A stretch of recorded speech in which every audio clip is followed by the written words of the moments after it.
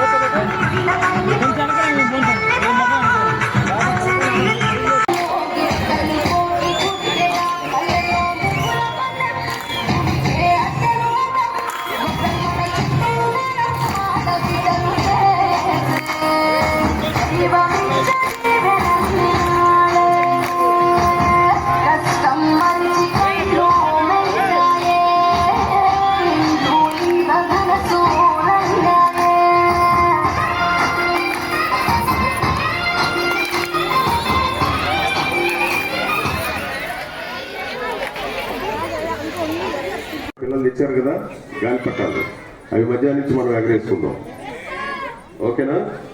అలాగే భోగి పళ్ళు, అందుకే మనం చూశారు కదా అక్కడ మనం గోమాతను మనం పూజించుకున్నాం అక్కడ. అంటే మీరు ఉండరు కాబట్టి ఈ రోజు చేసేసాం ఆ కార్యక్రమాన్ని, అర్థమైందా? అలా కుటుంబం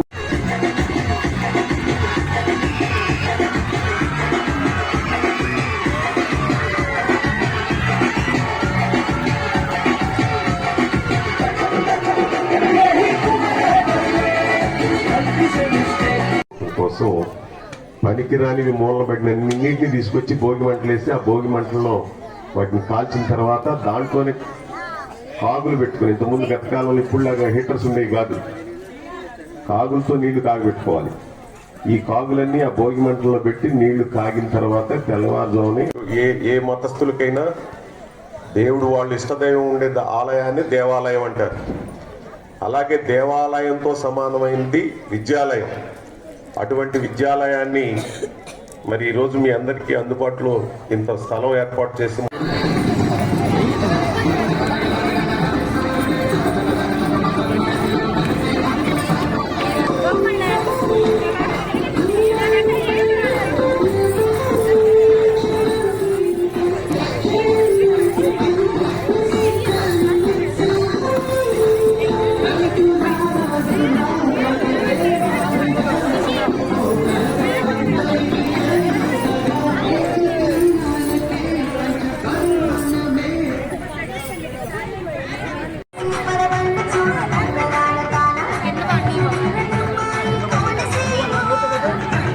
కొంచెం వెనకనే మేము పోతాం, మేము మొక్కం వెనకలేదు.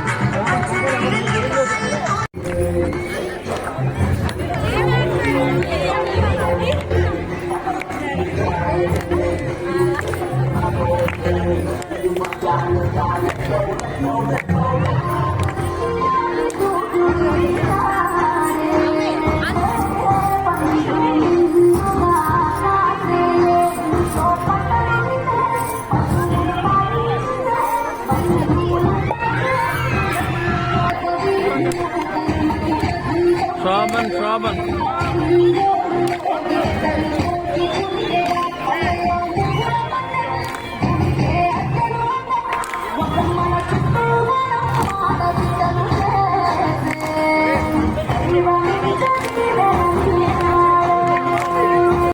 Mylavaram SSK English medium high స్కూల్లో ఈరోజు సంక్రాంతి పండుగ పురస్కరించుకొని విద్యార్థులకు సెలవులు కాబట్టి సాంప్రదాయాలను మర్చిపోకుండా ఉండే విధంగా ఈరోజు స్కూల్లోనే మా విద్యార్థులందరి మధ్యలో సంక్రాంతి సంబరాలు జరుపుకుంటున్నాం. వీటి తాలూకా బొమ్మల కొలువు, గొబ్బెమ్మలు, అలాగే భోగి మంటలు, అలాగే పశువుల పండగ. ఎందుకంటే మన ఆంధ్ర రాష్ట్రంలో రైతన్నలు అందరూ కూడా ఈరోజు పంటలు వచ్చి అందరూ కూడా సంతోషంగా భోగి, సంక్రాంతి, కనుమ జరుపుకున్న తర్వాత పశువుల పండుగ కూడా జరుపుకొని పశువులను కూడా మనం వాటి యొక్క ప్రాధాన్యత కోసం వాటిని కూడా పూజించుకోవడం జరుగుతూ ఉంది. వీటన్నిటి కార్యక్రమాలు కూడా భావి భారత పౌరులుగా వీళ్ళందరికీ కూడా ఈ సాంప్రదాయాలు మర్చిపోకుండా ఉండాలనే ఉద్దేశంతో మా స్కూల్లో అటు రంజాన్ కానీ క్రిస్మస్ కానీ ఏదైనా కూడా ఏ మతమైనా ఏ కులమైనా తేడా లేకుండా అన్ని పండుగలు జరుపుకొని సాంప్రదాయాలను మర్చిపోకుండా ఉండే విధంగా మేము మా చిరు ప్రయత్నం ఆ ప్రయత్నం సఫలించి అందరూ కూడా సాంప్రదాయాలకు అనుగుణంగా నడుచుకోవాలి. భారతదేశం సాంప్రదాయాలకి అనుకూలమైన ప్రదేశం కాబట్టి ఆ సాంప్రదాయాల కోసం మాత్రమే ఈ ప్రయత్నాలు జరుగుతాయని చెప్పి తెలియజేసుకుంటా ఉన్నాం. అందరికీ కూడా సంక్రాంతి శుభాకాంక్షలు.